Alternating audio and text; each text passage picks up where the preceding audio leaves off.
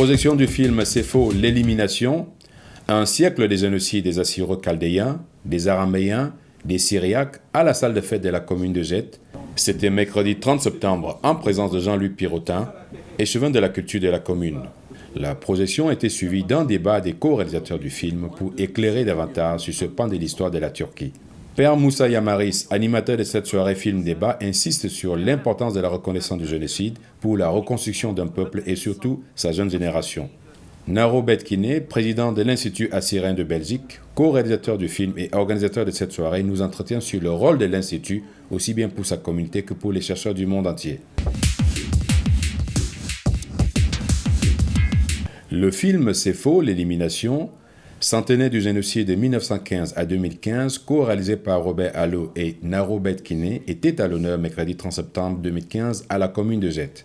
Le film retrace et raconte à travers des témoignages précis des survivants, d'historiens, de moines, de professeurs, les recherches de la jeune génération, la purification ethnique, les massacres, la déportation, la famine, en somme, les souffrances endurées par les populations de langue araméenne de la Turquie durant la période de 1980 à 1915 et bien au-delà.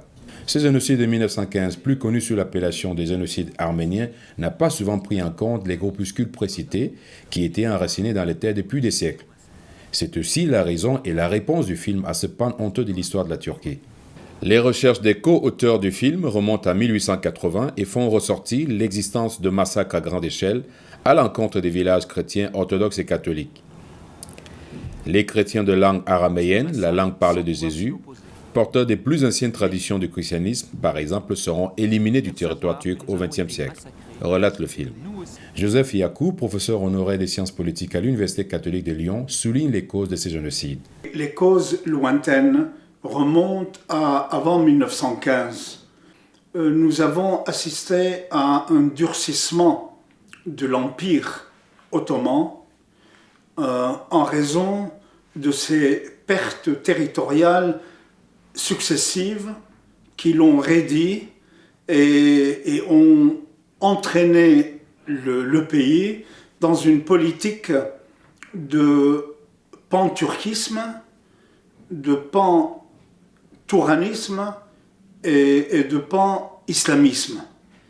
Et cette nouvelle politique s'est traduite en 1915 par une répression féroce contre les populations arméniennes, assyro-chaldéennes et grecques, parce que l'Empire, de plus en plus défait et perdant des territoires, il s'est orienté vers la partie orientale de son empire, à savoir l'Anatolie orientale.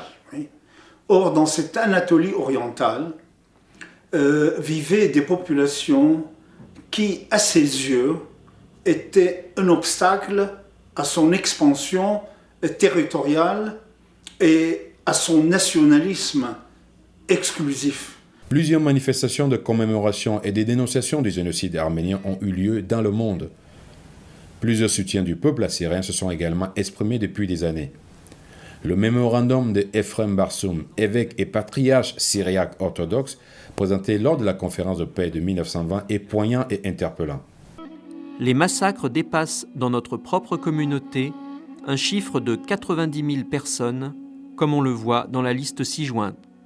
Deuxièmement, nous exprimons le plus vif regret de voir que cette glorieuse race, qui a rendu de grands et brillants services à la civilisation, malgré tous ces dommages, soit si étrangère à la mémoire de la politique et de la presse européenne, qui nomme à tort les massacres des Turcs massacres arméniens, lorsqu'elle devrait donner le nom plus général de massacre chrétien, puisque tous les chrétiens dans le pays susdit ont le même sort douloureux. Le génocide que nous dénonçons, la mémoire des victimes que nous honorons, eh bien, tout cela avait été oublié par l'histoire. Plus personne, ou quasiment plus personne n'en parlait. Et c'est, je crois, une double peine terrible. Être victime d'un génocide, c'est pour un peuple la pire des choses, car ce peuple peut disparaître. Mais ne plus jamais parler de ce génocide, oublier les victimes, c'est, je crois, un deuxième drame. Une minute de silence était observée pour rendre un hommage aux martyrs du génocide de 1915. Ce moment a été suivi d'un débat dont voici quelques extraits. En 1900, 30% de la population de Turquie était chrétienne. Aujourd'hui, c'est moins de 0,1%. C'est la même chose en Iran. Ce que je voulais simplement ajouter un peu sur le film de Robert, qui est extrêmement émouvant et qui reprend bien les descriptions qui ont été faites par les survivants. Et en particulier en Iran, à Urmia, il y a une enquête qui a été menée en 1919-1920 et il y a 400 pages d'enquête que je voudrais bien réussir à publier parce que les survivants décrivent les uns après les autres ce qui s'est passé. Ce sur quoi je voudrais insister de mon point de vue d'historienne, c'est sur la recherche de certains historiens turcs, qui d'ailleurs ne peuvent plus rester en Turquie, pour prouver à quel point ce génocide a été préparé et programmé par Talat Pacha et Enver Pacha. Et les documents qu'ils sortent sont extrêmement intéressants et terribles de ce point de vue, et en particulier sur ces organisations spéciales que je cite un peu quand Robert m'interroge, c'est-à-dire ces espèces de bataillons de la mort qui sont à l'avant des armées. Et ce sont ces bataillons qui ont détruit les chrétiens ou les maisons et les habitants avant que l'armée ottomane elle-même intervienne. Et nous avons des témoignages en Iran, à Urmia, en 1915, quand l'armée ottomane est entrée dans la ville, que les officiers ottomans qui sont intervenus après, enfin qui étaient derrière ces organisations spéciales, ont sauvé des chrétiens. Donc je crois que cela, il faut qu'on soit bien conscient que ce sont pas tous les Turcs, enfin tous les Ottomans de l'époque, mais il y a eu ces organisations diaboliques qui ont été extrêmement efficaces. L'article paru dans le livre belgique, on cite le chiffre de 400 000 personnes pour l'Irak. Actuellement, et il y a juste quelques années, ils étaient encore 800 000 et en 2003, ils étaient 1 200 000. Pour ce qui est de la Turquie, en général, sur la totalité, je ne sais pas, peut-être 90 millions de Turcs, on peut parler peut-être de 20 000 maximum Assyriens et je dirais peut-être entre 70 et 100 000 chrétiens en général, entre Arméniens, Assyriens et Grecs pontiques. La situation est claire, je crois, pour tout le monde. Père Moussa Yamaris, animateur de cette soirée film Débat, insiste sur la reconnaissance du génocide, point de départ pour une réconciliation du peuple turc, point de départ également pour aider la jeunesse à se reconstruire. Seifo, Seipa, qui veut dire le génocide en syriaque, en araméen, on a voulu faire mémoire de ce qui s'est vécu en 1915 pour que nous puissions se rendre compte réellement de ce qui s'est passé. Comme on a dit, on parle beaucoup du génocide arménien, mais pas assez du génocide qui a eu lieu avec les Arméniens, des Assyro-Chaldéo-Syriaques. Et finalement, aujourd'hui, on a voulu simplement mettre l'accent sur ce génocide-là pour un petit peu montrer que ces gens-là aussi ont perdu la vie, ils ont été massacrés parce que tout simplement ils étaient chrétiens comme les Arméniens. Alors, la diaspora de votre communauté qui vit ici en Belgique, quelle est la démarche qu'il faut faire pour qu'elle puisse prendre connaissance de cette histoire, peut-être qu'ils en sont au courant, et surtout, comment les aider à se reconstruire ? En fait, ils ne sont pas encore très au courant. Donc, on est dans la première génération encore de ce qui arrive. Les jeunes, comme on a dit aussi, les jeunes qui ont commencé à faire des études universitaires ou autres, commencent à creuser leur histoire et commencent à connaître davantage. Et en connaissant, là, on peut commencer à construire. Connaître pour construire. Et c'est là que je pense on aura dans les générations futures pour reconstruire notre identité, pour dire qu'en fait on n'est pas mort.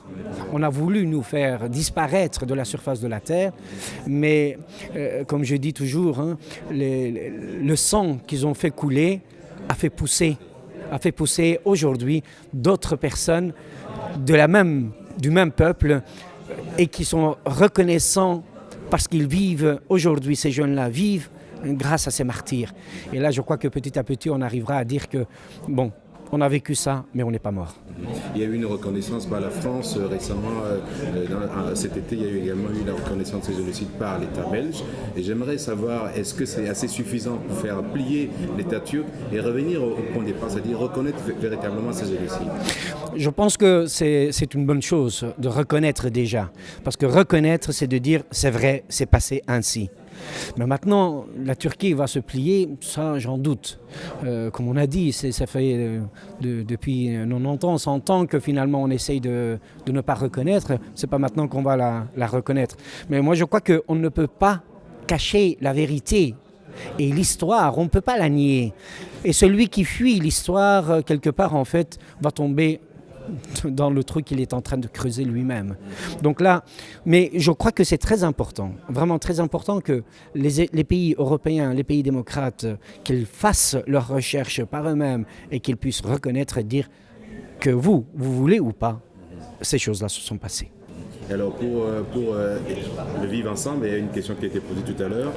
Comment est-ce que les jeunes générations qui sont ici en Europe, déportées, on a vu par le monde, il n'y a pas que ici en Belgique, ils sont en France, ils sont à travers le monde, pour les permettre de retourner dans le pays d'origine et faire une réconciliation nationale? Comment les aider à faire ce retour? Parce que ça peut être une bombe à retardement. Moi je pense que justement, il ne faut pas reprendre l'histoire dans le sens d'avoir la haine envers les autres. Il faut reprendre l'histoire dans le sens de construire un avenir. C'est pour ça que j'ai parlé aussi de la réconciliation. Mais pour qu'il y ait la réconciliation, il faut la reconnaissance d'abord. Tant que vous ne reconnaissez pas, comment vous voulez qu'on se réconcilie? Mais moi je pense qu'il faut préparer nos jeunes, surtout dans l'esprit de dire connaître pour mieux se réconcilier et finalement aussi revenir à nos passés et de dire oui on a vécu ça mais on peut meilleur. Mais il faut que des deux côtés, pas seulement d'un côté, parce que si on ne vit que d'un côté, moi je crois qu'on n'arrivera jamais à construire l'avenir. Aujourd'hui, le peuple assyrien est disséminé à travers le monde, en Europe, Allemagne, Suède, Hollande, France, Belgique aussi, où on compte 15 000 âmes. Cette diaspora assyrienne s'efforce de réhabiliter l'histoire de son peuple. Narobet Kiné, établi en Belgique depuis de longues années, ne déroge pas à la règle. Je suis le président de l'Institut assyrien de Belgique. On l'a constitué en 2010. Je peux dire depuis 2010, en 5 ans, on a fait pas mal d'activités et on est situé ici à Jette même. Auparavant, j'étais encore actif dans d'autres associations, d'autres mouvements et en même temps animateur d'une émission radio depuis 29 ans. Voilà, et je suis ici depuis le 8 mai 1981, ça fait bientôt 35 ans. Marié, père de 5 enfants. Alors, vous êtes marié, vous êtes ici depuis une trentaine d'années. Comment avez-vous vu évoluer les jeunes générations de votre communauté, celles qui sont arrivées après vous? Comment est-ce que vous les avez vus évoluer? Je dirais court et net positivement, mais on a eu beaucoup de difficultés au départ dans les années 80 quand on est venu parce que tout était étrange pour nous. La langue, la cuisine, la culture et ainsi de suite. Je dirais heureusement, nous partageons le même mode de vie avec l'Occident en tant que chrétiens, d'où la facilité pour nous de s'intégrer et je dirais la première génération ou la deuxième, actuellement, ils ont bien réussi, ils font des études, des autres études, et voilà, simple. Alors, je sais qu'un de vos objectifs est la culture et les traditions. Qu'est-ce que vous apprenez à ces jeunes générations depuis que vous êtes installés ici, en activité par exemple? Depuis mon arrivée ici,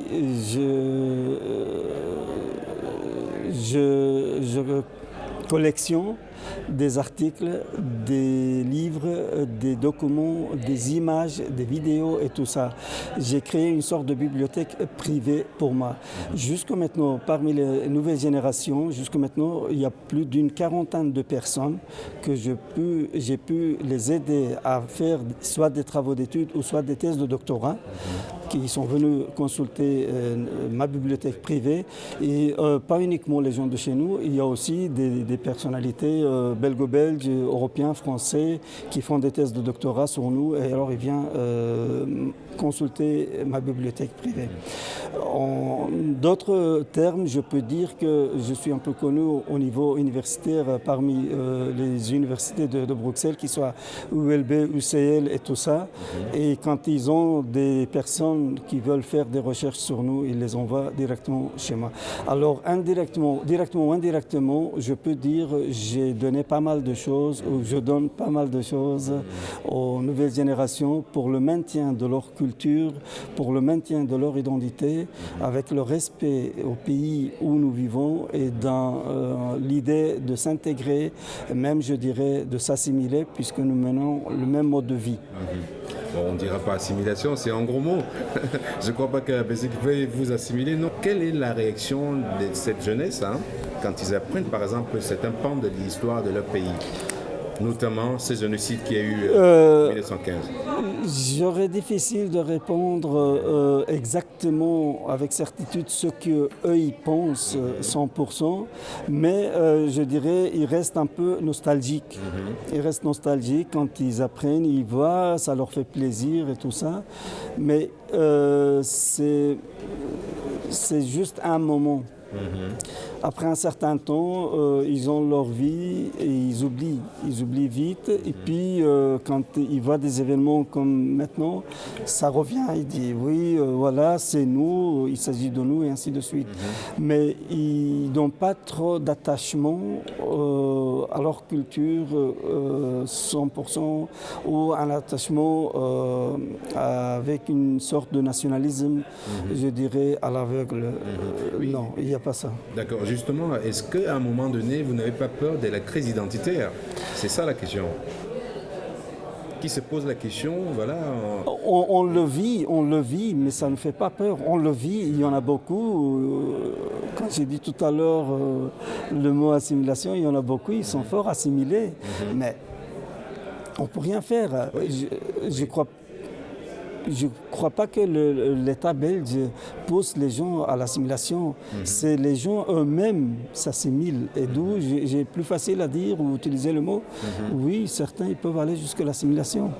Parce que la peur qu'on a, c'est que ces jeunes-là ne puissent pas pouvoir s'émanciper à cause de cette histoire, ce pan de l'histoire qui pèse sur eux. Mais je répète ce que j'ai dit tout à l'heure, parce que nous menons le même mode de vie. Autrement dit, nous sommes chrétiens et ça ne pose pas de problème. Oui, d'accord. Alors, on est dans la phase de demander de reconnaissance de ces génocides. On est aussi dans la phase d'un espoir pour le peuple turc, parce que je pense que tous ces jeunes aimeraient bien rentrer chez eux, vivre chez eux à l'aise. Qu'est-ce qu'il faut faire selon vous aujourd'hui, notamment vous de la diaspora, pour interpeller les autorités de votre pays, pour interpeller la société civile et aller dans ce sens de pardon, il faut reconnaître pour qu'on puisse retrouver la vie d'antan? Oui, ça va nous prendre encore des dizaines d'années. C'est pas si simple avec la mentalité ou ce que sèment les gouvernements turcs jusqu'à maintenant. Avec tout mes respects aux petites minorités turques démocrates qui reconnaissent, mais la majorité, non. Et puis en plus de ça, il ne faut pas oublier, dans des livres d'histoire qu'on enseigne dans les écoles aujourd'hui en Turquie, nous, les Assyriens, aussi les Arméniens, on est montrés de doigt comme des traîtres. C'est très difficile. C'est pour ça que j'ai dit que ce ne sera pas pour demain. Ça va prendre encore des dizaines d'années et on verra. J'espère un jour, je l'espère. Entre 1882 et 2015, plus d'une trentaine de pays et institutions internationales ont reconnu les génocides arméniens. Le Premier ministre belge Charles Michel, au nom du gouvernement, a reconnu ces génocides devant la Chambre des représentants le 18 juin 2015. La mobilisation internationale à laquelle on assiste depuis quelques années pour la cause assyrienne suffira-t-elle à faire courber l'échine des dirigeants turcs? une condition sine qua non pour la Turquie qui frappe à la porte de l'Union européenne depuis de longues années.